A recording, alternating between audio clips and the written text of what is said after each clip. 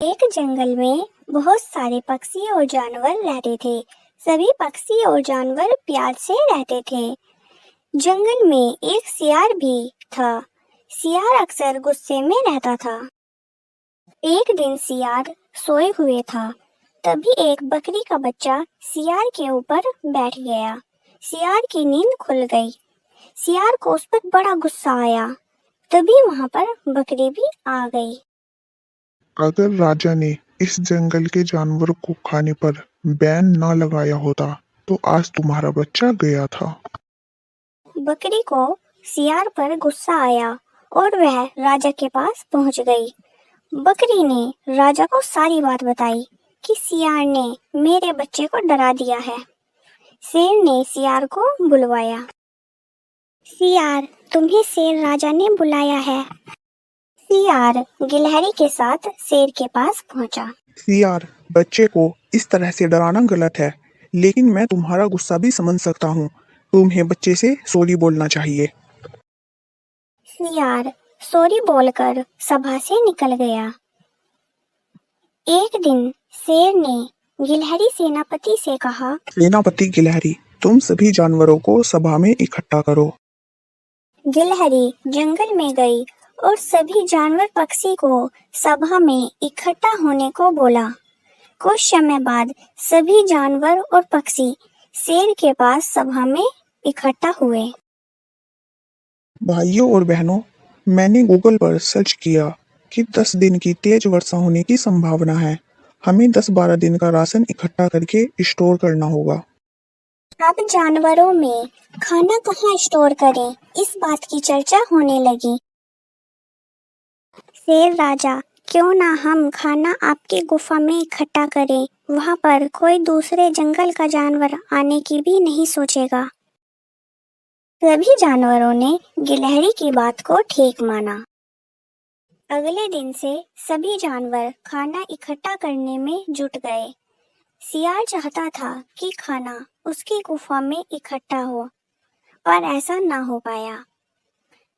सियार भी थोड़ा बहुत खाना इकट्ठा करा देता था।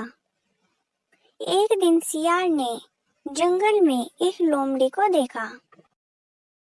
लोमड़ी, तुम हमारे जंगल में किस काम से आई हो? सियार भैया, मेरे जंगल का रास्ता यहाँ से 12 दिन का है। इतने में तेज वर्षा की भी संभावना है, तो क्या कुछ दिन मैं इस जंगल में रुक सकती हूँ? हाँ, बारिश की संभावना तो है। हम सभी राजा के आदेश पर खाना इकट्ठा कर रहे हैं। लोमड़ी ने सियार को लालच दिया कि तुम्हारा खाना इकट्ठा कराने में मैं तुम्हारी हेल्प करूंगी। जब तुम डबल काम करोगे तो अगली बार जंगल के जानवर तुम्हें राजा बना देंगे। फिर क्या था, सियार भी लालच में आ गया और लोमड़ी को चुपके से जंगल में रहने की परमिशन दे दी। जब जानवर पक्षी खाना लेकर इकट्ठा करते तो लोमड़ी उन्हें चुपके से देखा करती। लेकिन लोमड़ी को अभी तक यह पता नहीं चला था, शेर की गुफा में तो खाना है, फिर शेर कहाँ रहता है। लोमड़ी ने एक दिन चालाकी से सियार से शेर के बारे में पता लगाने की कोशिश की। पता नहीं शेर राजा कहाँ रहता होगा। राजा तो अपनी पुरानी गुफा में रात को सोते हैं।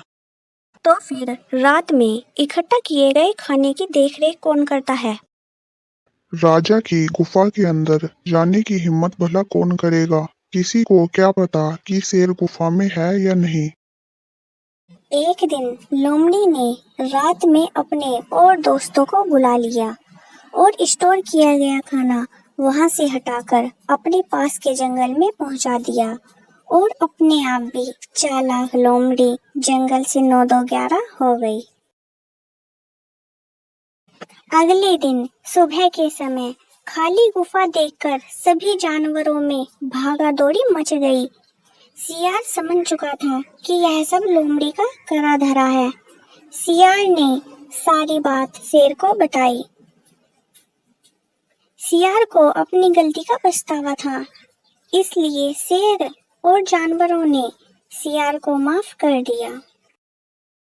सियार, तुम्हें अपनी गलती का पछतावा है, इसलिए तुम्हें माफ कर दिया, पर आगे से कभी भी यह गलती मत करना। दोस्तों, इस कहानी से हमें यह शिक्षा मिलती है कि किसी अजनबी पर विश्वास नहीं करना चाहिए।